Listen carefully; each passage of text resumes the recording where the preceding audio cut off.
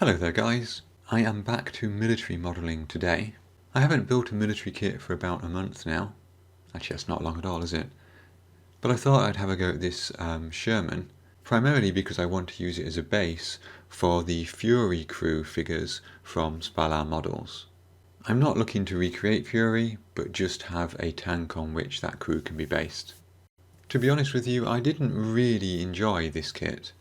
It was an okay build, but it wasn't really fun, and there were a few little fiddly bits that just made the process feel a bit of a chore rather than an enjoyable process. But anyway, let's have a look at the process and see what the end result is like. The instructions for this kit are a bit weird in the way they're laid out, so they're not a stapled booklet, and they don't actually make a booklet either, even though they're folded sheets. It's a bit strange. So you need to make sure you're following the step numbers quite carefully. And the first page appears to be on a left-hand side, which is unusual, but anyway.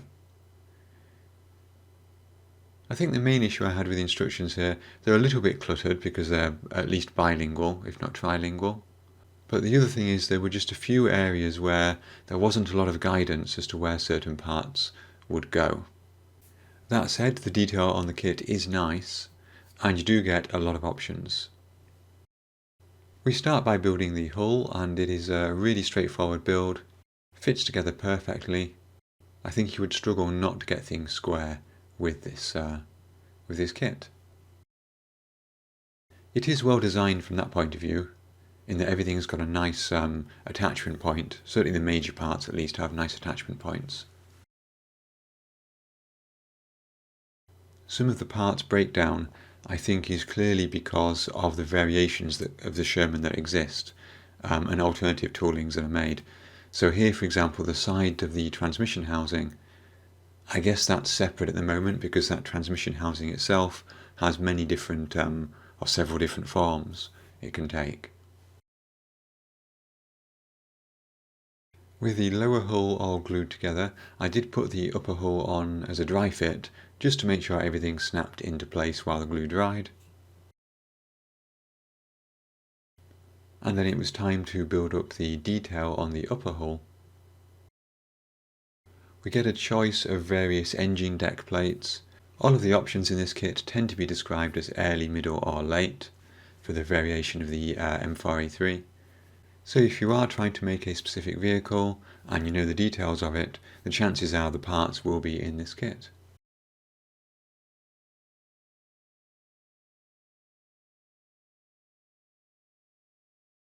A good example of something where it's not really clear from the instructions how they fit is these two rectangular plates here on the underside. The one nearest the front there I think I've got the right way round, and the one further back I've deliberately put the wrong way round just to see if that would work or if that might be correct, which I think clearly it isn't. But there's nothing to stop you putting it the wrong way round, and the instructions aren't particularly clear, as I say. Here I'm just building up the deflector.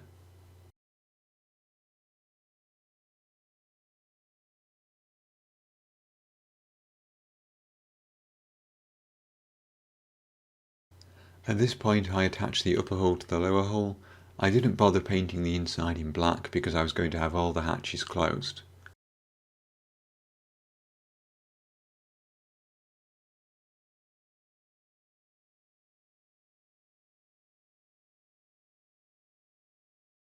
Here I'm adding details to the front and to the rear, but I'm deliberately leaving off some of the details from the engine deck at the moment because I will be adding some stowage in the future.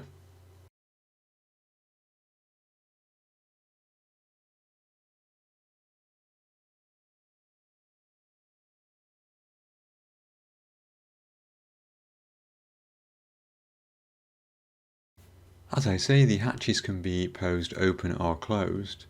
We don't get any parts for the handles on the inside, but the instructions do tell us how to detail up the insides if you want them open. Another good example here of the options that we get, we have three types of drive sprocket, one solid and two variations of, well, not solid. And for the road wheels themselves, we have three variations on the sprues, and the instructions tell us we can use one of two for the tanks which are represented in the painting scheme. Of course, it's not unusual to see photos of US tanks with spare road wheels as stowage, and this one sprue alone will give you plenty of stowage for future models. I went for the solid version here simply because I liked it more.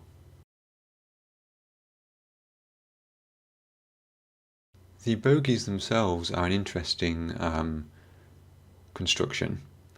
We have the option of either putting some rubber pads above the springs here in the housing, or some solid spacing. The idea being that if you put the rubber pad there, there's a certain amount of vertical movement which might let you mould the wheels to a terrain base. I don't really plan to do that, but nevertheless I did use the rubber pads.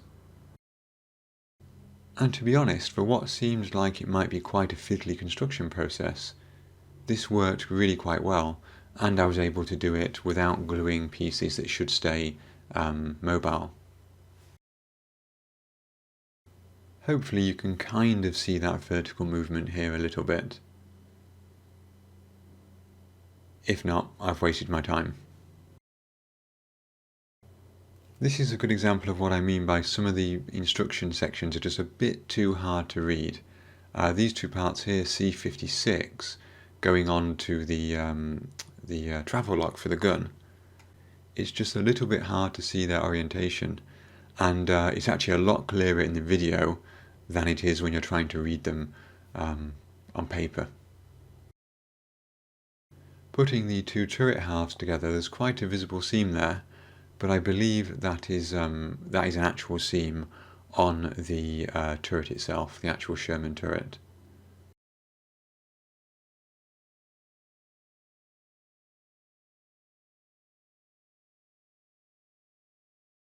For the commander's vision ports, we have a clear version and an olive drab version.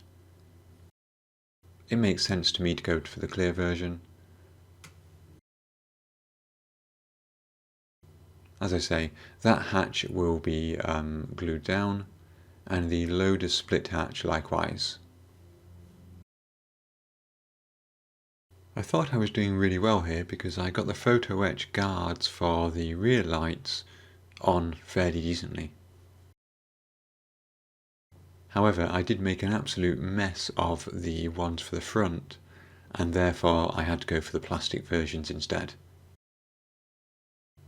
We do get a little bit of stowage with this kit in the form of some spare track links and a couple of US jerry cans. But I thought I would go the whole hog and buy a little bit of value gear stowage. I never really used this before. I've 3D printed my own stowage before, but I never used these pre-made stowage packs. This is Sherman set number 16, and it includes logs for the side as well as some generic stowage. It all looks really good, and I particularly like the detail on the logs with the splits and so on where the bark is coming away. There's actually quite a lot in this set, and I would say more than enough for one vehicle. You probably get 1.5 to 2 vehicles worth out of this.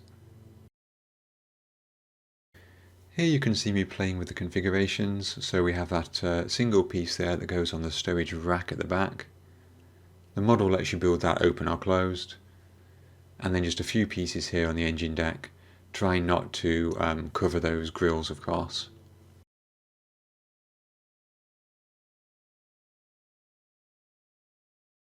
And then likewise we have a piece at the front here with the spare road wheel, which is designed specifically to go on that front shelf.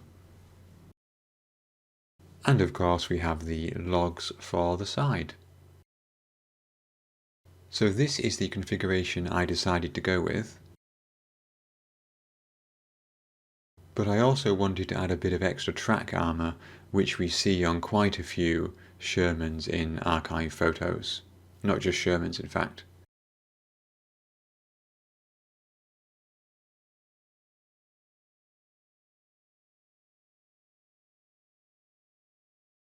And the way I've done that, those track links there are the ET Models track links, which I used in my recent Badger flamethrower tank. And these were just the spare ones that I had left over. Here I have the Spalah Models Fury crew, which I've removed from their supports, and they will go roughly like this on the vehicle. Essentially as if they are posing for a photo for an off-scene photographer. Of course, there is a slight inconsistency there in that this crew has gone to all this effort to put logs on the side, track links on the turret, but they haven't done anything to protect the front of their tank. The reason I haven't done that is simply because if I put some tracks there, the crew's legs won't fit properly when they're sitting down. Okay guys, so I'm going to leave that as it is for now. I must say, although I didn't really enjoy the Sherman kit itself, adding the crew and the stowage I think really sort of spiced it up a little bit for me. This is a real multimedia kit now, so I'll be getting some primer on this and getting it painted in a future video. Until then, I would like to say thank you to all of you for watching. I really hope you've enjoyed the video.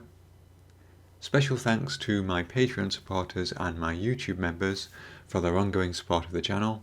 I hope to see you in a future video, and until then, thanks again for watching and have fun modelling.